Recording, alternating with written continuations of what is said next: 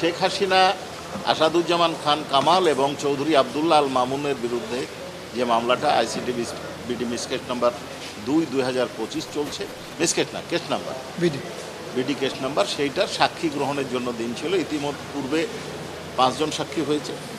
এখন পর্যন্ত আমাদের তৃতীয় সাক্ষী হয়েছে, তার জেরা সেকেন্ড হাফে হবে। আর একজন সাক্ষীর আমরা হাজিরা দিয়েছি। এ পর্যন্ত আজকে যে সাক্ষীর মূল বিষয়বস্তু ছিল, একজন আন্দোলনকারী সবজি বিক্রেতা, তিনি আন্দোলনে যোগ দেওয়ার সময় তাকে এবং ছাত্র জনতাকে লক্ষ্য করে উত্তরা এলাকায় গুলি করা হয়েছিল। তার মাথার পেছনে গুলি লেগেছিল। গুলিটা অনেক দিন পর বের করা হয়েছিল, সেই গুলিটা উনি প্রদর্শন করেছেন এবং সেই গুলিটা জব্দ যে করা হয়েছিল সেই জব্দ তালিকার সাক্ষী একজন এক্সামিন হয়েছে। আর একজন সাক্ষী যেটা দিলেন, এটা হচ্ছে খুলনায় আন্দোলনকারী। উনি খুলনার ঘটনার বর্ণনা করেছেন। সেটা হচ্ছে খুলনার আন্দোলনের চলার শেষ মুহূর্তে, অর্থাৎ ৪ঠা আগস্ট আন্দোলন চলার সময় মেয়রের বাড়ির সামনে, নগর ভবনের নিকটবর্তী মেয়রের বাড়ির সামনে প্রথমে পুলিশ আত্মসমর্পণ করে। আত্মসমর্পণ করার পর পুলিশ চলে যায়, কিন্তু ওনারা যখন চলে যাচ্ছিলেন বা দাঁড়িয়েছিলেন, হঠাৎ করে অতর্কিতে পুলিশ তাদের ওপর আক্রমণ করে। এই ছেলেটার তার যে জখম, শটগান দিয়ে গুলি করলে তার পিঠে অসংখ্য গুলি আছে। সে অনুমান করছে যে সেই গুলির সংখ্যা 500-র বেশি হবে। ওই সময় সে চিকিৎসা পায় নাই। তার পেছনে যে বড় গুলিটা ছিল, উইদাউট মানে কে বলে অ্যানাস্থেসিয়া প্রয়োগ ছাড়াই, তাকে অজ্ঞান না করেই, অপারেশন থিয়েটারে না গিয়েই তার পিছন থেকে হাত দিয়ে এটা বের করা হয়েছিল এবং অন্যান্য কারণে তার চিকিৎসা ব্যাহত হয়েছে। পরবর্তীতে তাকে খুব যশোর সিএমএইচে চিকিৎসা দেওয়া হচ্ছিল। এখন তিনি বাংলাদেশ মেডিকেল বিশ্ববিদ্যালয়ে চিকিৎসাধীন আছেন। সেইখান থেকে চিকিৎসা নিয়ে সাক্ষী দিতে আসছেন। যে 3 জন সাক্ষী দিয়েছেন তার একজন হচ্ছেন জব্দ তালিকা, আপনাদেরকে বলেছি, এবং যে 2 জন সাক্ষী এখন বক্তব্য দিলে তাদের এই ঘটনার জন্য যারা দায়ী, অর্থাৎ সাবেক প্রধানমন্ত্রী শেখ হাসিনা, সাবেক স্বরাষ্ট্রমন্ত্রী আসাদুজ্জামান খান কামাল, পুলিশের আইজিপি চৌধুরী আবদুল্লাহ আল মামুন, সাবেক সেতুমন্ত্রী ওবায়দুল কাদের, তারপরে তালুকদার আব্দুল খালেক, পুলিশ কমিশনার খুলনা, অর্থাৎ যারা এই ঘটনার জন্য দায়ী, সকলের বিচার দাবি করেছে, শাস্তি দাবি করেছে। আর কিছু আপনাদের আচ্ছা, এই বিষয়টা নিয়ে আমি এই বিষয়টা ওইভাবে বলতে চাই না। আমাদের একটা প্রসিডিউরাল সিস্টেম, উনি জেরা করবেন বা করবেন কিনা এই বিষয় নিয়ে আলোচনা হয়েছে। আমরা একটা মত দিয়েছি, প্রসিকিউশন একটা মত দিয়েছেন, আদালত নিজস্ব সিদ্ধান্ত দিয়েছে। এটা আদালতের সিদ্ধান্ত, ট্রাইব্যুনালের সিদ্ধান্ত। আমরা আমাদের মত দিয়েছি, আমাদের মতের সাথে ট্রাইব্যুনাল একমত হননি। ওনারা ওনাদের মতো সিদ্ধান্ত দিয়েছেন। বিষয়টা হচ্ছে এটা আইন ট্রাইব্যুনাল বিচার করবেন, ট্রাইব্যুনাল তার সিদ্ধান্ত দেয়, এখতিয়ার রাখেন, ট্রাইব্যুনাল সিদ্ধান্ত দিয়েছে।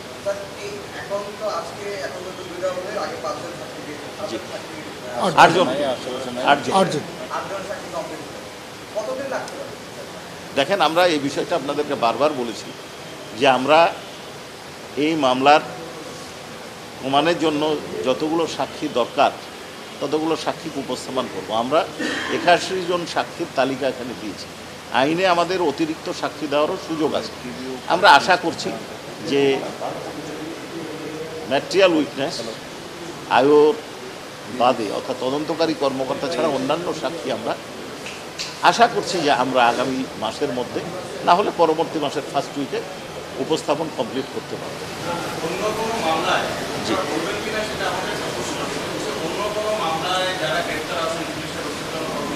জি, জি জি জি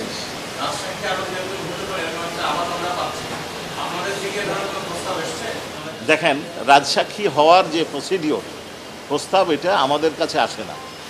এটা আপনাদের কাছে কিভাবে গেছে আমি জানি না। আপনারা সাক্ষী, আপনাদের কাছে সাংবাদিক, আপনাদের কাছে বিভিন্ন সোর্স মাধ্যমে এটা যেতেই পারে।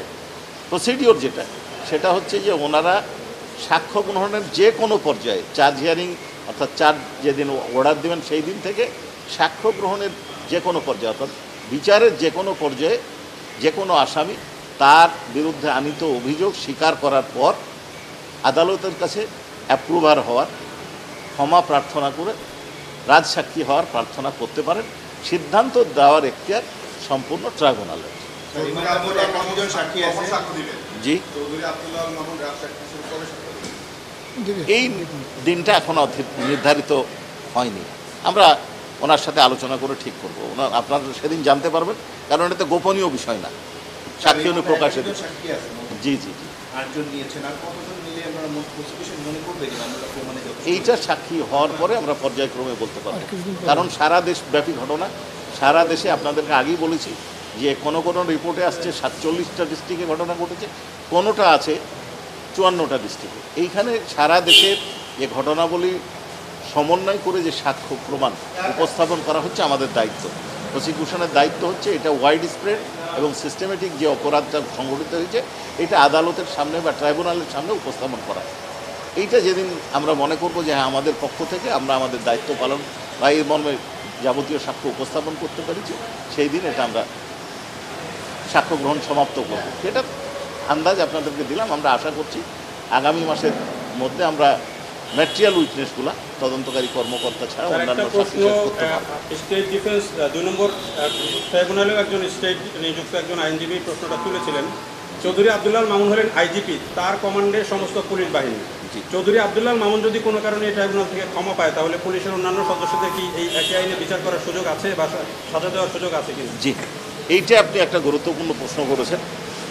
কাকে ক্ষমা করা হবে বা কাকে ক্ষমা করা হবে না এই সিদ্ধান্তটা সম্পূর্ণ ট্রাইব্যুনালের, এবং শুধুমাত্র উনি একটা কন্ডিশনাল অর্ডার দিয়েছেন, জাজমেন্ট দেওয়ার সময় উনি সিদ্ধান্ত নিতেন। কিন্তু এইখানে যেটা বিষয় হচ্ছে যে একজন অপরাধী বা একজন অভিযুক্ত যদি ক্ষমা পায়, তার মানে এই নয় যে তার অধস্তন সকলেই ক্ষমা পেয়ে যাবে, এইরকম এটা আইনের কোনো বিধান নয়। না, এই আইনে যেহেতু কমান্ড রেসপন্সিবিলিটিটা একটা বড় রেসপন্সিবিলিটি, সেই জায়গায় কী হবে তাহলে? কমান্ড রেসপন্সিবিলিটি প্রত্যেকটা মানুষের ব্যক্তিগত দায় আছে, শুধুমাত্র কমান্ড রেসপন্সিবিলিটি না, তার ব্যক্তিগত দায় আছে। এবং এই মামলায় যাদের ব্যক্তিগত দায় আছে, দেখা যদি যায় যে না তারা জয়েন্টলি অর্থাৎ অর্ডারটা ফলো করেছেন এবং ব্যক্তিগতভাবেও এই অপরাধ সংগঠন করেছে, সেই ক্ষেত্রে তাদের বিচারে কোনো বাধা নেই। আর তাদের শাস্তি হবে কি না, অপরাধ আমরা প্রমাণ করতে পারবো কিনা, এটা তো ট্রায়ালে নির্ধারিত হবে, ট্রাইব্যুনাল ঠিক করবেন শাস্তি হবে কিনা। এটা তো আমরা এটা আমরা এখনো ওনাদের সাথে আলোচনা করবো, ওনারা কবে আসতে পারবে সেইভাবে আমরা। আমি বললাম তো আপনাকে যে আমরা আশা করছি ম্যাটেরিয়াল উইটনেস যেটা এই মাস বা আগামী মাসের মধ্যে আমরা এই মামলায় শেষ করতে পারবো আশা করছি। সাক্ষ্য গ্রহণ ম্যাটেরিয়াল উইটনেসগুলো আয়ও ছাড়া অথবা খুব বেশি হয়তো পরের মাসের ফার্স্ট উইকে যেতেও পারে। জি, আমরা উপস্থাপন করতে পারবো। এখন আরও অন্য জি, এটা তো আপনারা ব্যাখ্যা করার দায়িত্ব, আপনাদের। হ্যাঁ, সেকেন্ড হাফে এই সাক্ষীটার জেরা বাকি আছে এবং আর একজন সাক্ষী।